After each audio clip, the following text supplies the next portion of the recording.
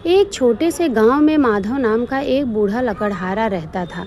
वह दिन भर सूखी लकड़ियां काटता, उन्हें बेचता और जो भी रूखा सूखा मिलता उसे पहले अपने कान्हा को भोग लगाता, फिर खुद खाता। वह हमेशा कहता, मेरा क्या है, सब इस ठाकुर जी का ही तो है।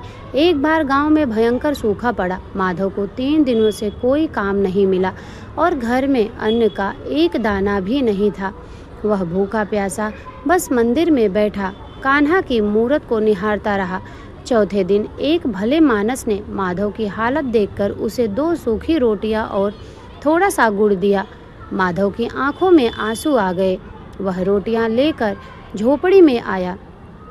उसने भगवान कृष्ण की छोटी सी तस्वीर के सामने वो रोटियां रखी, आंखें बंद की और हाथ जोड़कर बोला, लो सरकार, आज 4 दिनों बाद भोग तैयार है, स्वीकार करो। जैसे ही माधव ने आंखें खोली और खाने के लिए पहला निवाला तोड़ा, तभी उसकी झोपड़ी के दरवाजे पर एक छोटा सा बच्चा आकर खड़ा हो गया। बच्चे के कपड़े फटे हुए थे, चेहरा धूल से सना था, लेकिन उसकी आंखों में एक अजीब सी चमक थी। बच्चे ने रोते हुए कहा, बाबा, बहुत भूख लगी है, 3 दिन से कुछ नहीं खाया, क्या कुछ खाने को मिलेगा? माधव ने उस बच्चे को देखा, फिर अपनी थाली की तरफ देखा। उसे खुद बहुत तेज भूख लगी थी, लेकिन उस बच्चे की मासूमियत देखकर माधव का दिल पिघल गया।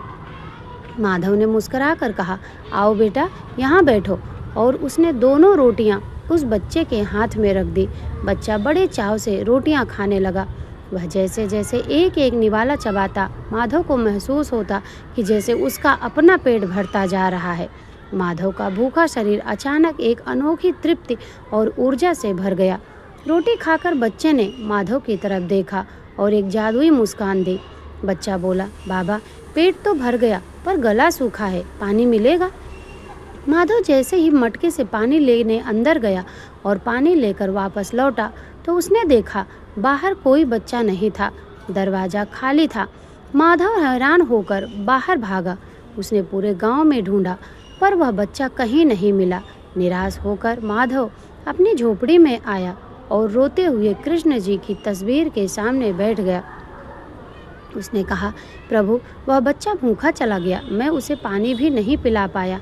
कौन था वह? तभी माधव को झोपड़ी के कोने से एक मधुर बांसुरी की धुन सुनाई दी और कान्हा की मूर्ति से एक गूंजती हुई आवाज़ आई, माधव, सदियों से लोग मुझे सोने के मंदिरों में 56 भोग लगाते हैं, लेकिन जो तृप्ति और स्वाद मुझे आज तेरी उन 2 सूखी रोटियों में मिला, वो कभी नहीं मिला।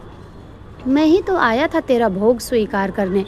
माधव का आंसू थम नहीं रहे थे। वह समझ गया कि निस्वार्थ भाव से की गई सेवा ही सबसे बड़ी भक्ति है। जय श्री कृष्णा।